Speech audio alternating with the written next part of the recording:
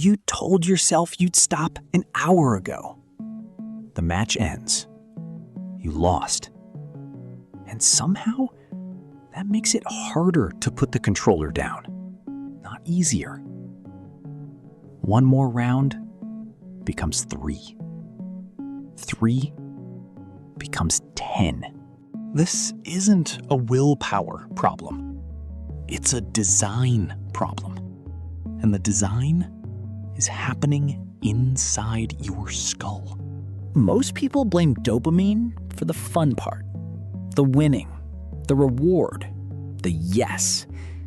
That's not quite right. Most people think of dopamine as the payoff itself, the good feeling that arrives with the win. It's closer to a drive signal, a nudge that says, keep going, not a feeling of pleasure.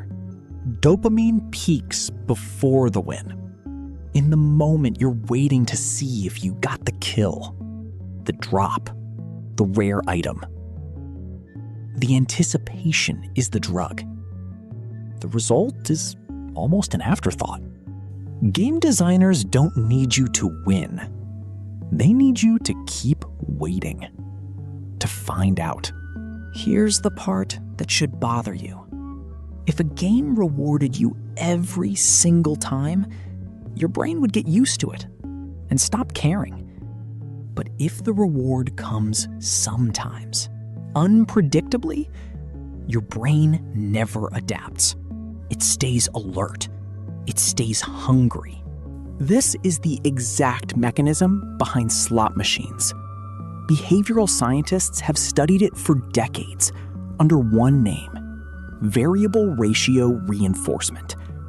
This isn't a new discovery.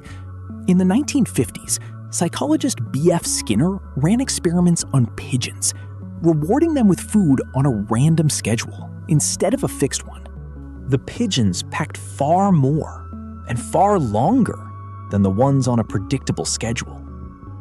Even when the rewards stopped entirely, the randomly rewarded pigeons kept pecking, long after the ones on a fixed schedule gave up. Psychologists call this resistance to extinction. Once a behavior has been trained on unpredictable rewards, it's remarkably hard to walk away from, even after the rewards disappear. Loot boxes, random drops, card packs, different skin, same mechanism. Now, picture the moment you almost got the legendary drop, but didn't. Your brain registers that near miss almost like a win. For a moment, it manufactures a feeling that next time might be the one. Studies on slot machines found that near misses activate reward circuitry nearly as strongly as an actual win does. Games are built to generate near misses constantly, not by accident, by design, testing, and iteration. This is where accuracy matters more than the headline. The reward pathway involved dopamine, anticipation, unpredictable reinforcement does overlap with the pathway involved in substance addiction. But overlap isn't equivalence.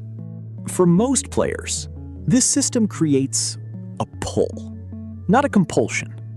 You feel the tug to keep playing, and you can still put the controller down. For a minority, it goes further. The World Health Organization now recognizes gaming disorder as a diagnosable condition, marked by loss of control and gaming taking priority over basic responsibilities, sleep, and relationships for at least 12 months. That's a real, clinically defined line. Most late-night gaming sessions don't cross it. In fact, the large majority of people who play games do so without ever developing gaming disorder at all. Global estimates on how many people meet that clinical threshold vary widely by study and region, generally landing somewhere between 1 and a few % of gamers. Not the majority, and not a fixed number researchers fully agree on. The difference between a pull and a compulsion often comes down to one practical test. Can you stop when something important comes up? Work, sleep, a person waiting on you? Or does the game win every time, regardless of the cost? That's not a diagnosis. It's just a line worth noticing in yourself. Not everyone responds to this system the same way. Younger brains, still developing impulse control, are more susceptible to unpredictable reward loops. People already dealing with stress, loneliness, or low mood often find games' immediate feedback more compelling. The game responds instantly, in a way real life often doesn't. Sleep loss makes it worse in its own way. It weakens the brain's prefrontal control system, the part responsible for deciding that's enough and actually following through on it. None of this means the games caused the vulnerability. It means they're built to exploit whatever vulnerability is already there. So the next time you can't put a game down, the question isn't, what's wrong with me? It's, what was this built to do? Every random drop, every near miss, every one more match moment was tested, measured, and refined to keep you exactly where you are right now. That doesn't make gaming bad. Most people play, enjoy it, and walk away unharmed. But knowing the mechanism changes something. Once you can see the hook, it's a little easier to notice when it's the one holding on to you, not the other way around.